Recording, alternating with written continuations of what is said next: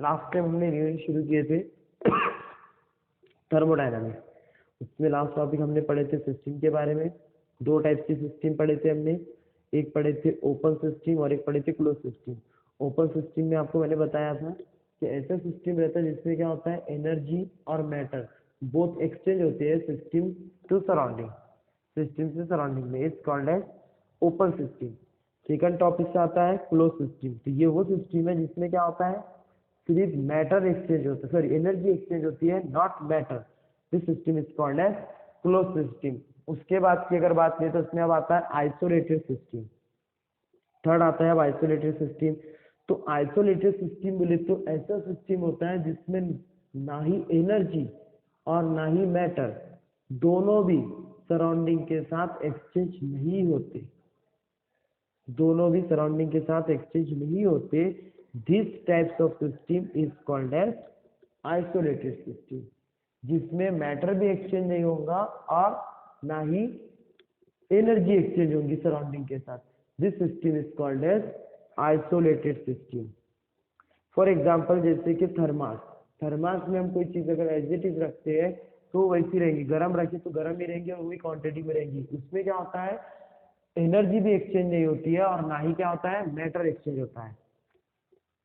अब next topic हम देखेंगे प्रॉपर्टी ऑफ द सिस्टम की। तो सिस्टम की दो टाइप की प्रॉपर्टी आती है, एक आती है एक्सटेंसिव प्रॉपर्टी और दूसरी आती है इंटेंसिव प्रॉपर्टी। तो एक्सटेंसिव प्रॉपर्टी किसको बोलते हो, देखो, property which depends on the amount of matter present in the system is called as extensive property. Extensive property बोले तो वो प्रॉपर्टी जो डिपेंड करती है amount of matter present in system, जो अमाउंट ऑफ मैटर सिस्टम में present है उसके ऊपर डिपेंड करने वाली property is called as extensive property. Second आता है इंटेंसिव प्रॉपर्टी। तो इंटेंसिव प्रॉपर्टी किसको बोलेंगे, वो प्रॉपर्टी जो सिस्टम के अंदर प्रेजेंट अमाउंट ऑफ मैटर पे डिपेंड नहीं करती, इनडिपेंड होती है, is called as intensive property. ये दो प्रॉपर्टी होगी, एक होगी एक्सटेंसिव प्रॉपर्टी और एक होगी इंटेंसिव। एक्सटेंसिव प्रॉपर्टी की एग्जांपल है mass, volume, internal energy, heat capacity, number of mole. उसी तरीके से एक्सटेंसिव प्रॉपर्टी की डेफिनेशन आती है pressure, temperature, surface tension, viscosity, melting point, boiling point, specific heat. ये दो प्रॉपर्टी हो गई।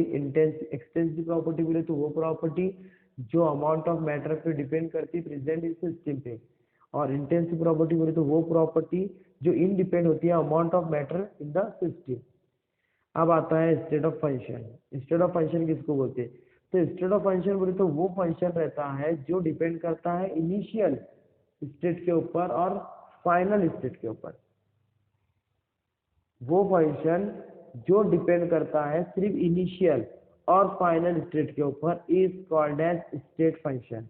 जैसे कि यहाँ पे एक एग्जांपल दिया, देखो इनिशियल स्टेट में दिया V1, P1, T1, N1 और उसके बाद में फाइनल स्टेट है P2, V2, T2, N।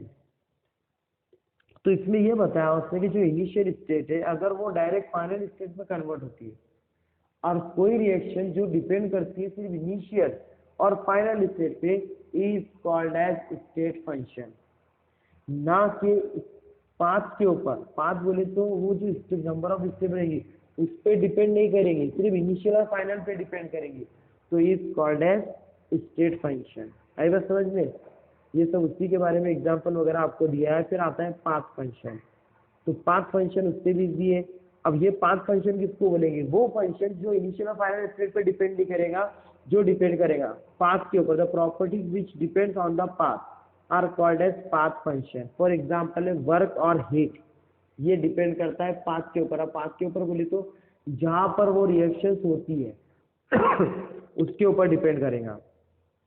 उसके बाद में थर्मोडायनामिक इक्विलिब्रियम आपको टॉपिक नहीं है, ये टॉपिक आपका कट हो गया। उसके बाद में आता है शायद से process of it is type. बहुत सारी प्रोसेस है इस वजह से कि ये टॉपिक आपको नहीं दिया हुआ है। थर्मोडायनामिक इक्विलिब्रियम आपका रिमूव हो गया, तो उसको पढ़ाने की जरूरत भी नहीं है मुझे ऐसा लगता है। अभी जो चीज रिमूव होगी इस पर अभी ध्यान मत दो, अभी हम उसको लास्ट टाइम देख सकते हैं, पर अभी हमारे सिलेबस में जो प्रेजेंट है हमको वो सब चीजें पढ़ना है। उसके बाद में आता प्रोसेस एंड इट्स टाइप। अब प्रोसेस क्या होती है, ट्रांजिशन फ्रॉम, देखो, one equilibrium state to another is called as process. Process किसको बोलते हैं? जब क्या होता है, एक इक्विलिब्रियम कंडीशन दूसरे इक्विलिब्रियम कंडीशन के अंदर ट्रांसफर होती है या कन्वर्ट होती है, तो दिस प्रोसेस, इसको क्या बोलेंगे? कन्वर्ट होने का जो प्रोसीजर है इज कॉल्ड एज प्रोसेस। अब प्रोसेस में बहुत सारी टाइप्स आती है। पहला आता है आइसोथर्मल प्रोसेस। आइसोथर्मल बोले तो ऐसा प्रोसेस जो कांस्टेंट टेम्परेचर पे होता है। The process carry out at the constant temperature is called as isothermal process. देखो, it is the process in which the temperature of the system remaining constant, constant रहता है temperature throughout this transformation. आप उसको simple language में लिख सकते हैं, the process carry out at the constant temperature is called as isothermal process.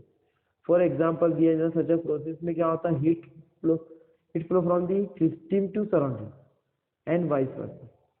Keep the temperature constant, और temperature क्या रहेगा इसका? Constant. For the given temperature the internal energy U of the system remaining constant रहेगी। तो delta T क्या आएगा इसका? 0 आएगा, क्योंकि इसके अंदर क्या होता है, टेम्परेचर क्या होता है? कांस्टेंट रहता है। सेकंड आता है आइसोबेरिक प्रोसेस। आइसोबेरिक प्रोसेस बोले तो वो प्रोसेस जो कैरी आउट होता है एट दी कांस्टेंट प्रेशर के ऊपर। जो प्रोसेस क्या होता है, थ्रू आउट किया जाता है एट अ कांस्टेंट प्रेशर के ऊपर, this process is called as isobaric process. देखो, in isobaric process the pressure remaining constant रहेगा during the transformation. The laboratory chemical reaction are carried out at the open container. Constant atmospheric pressure delta P is equal to 0। ये हो गया हमारा isobaric process. इसके बाद आता है isochoric process, वो हम देखेंगे नेक्स्ट लेक्चर के अंदर। और बहुत सारी प्रोसेस है, एडिपाटिक प्रोसेस है, रिवर्सिबल प्रोसेस है। तो ये सब चीजों को अभी हमको क्या करना है, नेक्स्ट लेक्चर के अंदर उसको हमको देखना है। यहाँ तक कोई प्रॉब्लम है, कुछ डिफिकल्टी रही तो आप पूछ सकते हैं। ओके।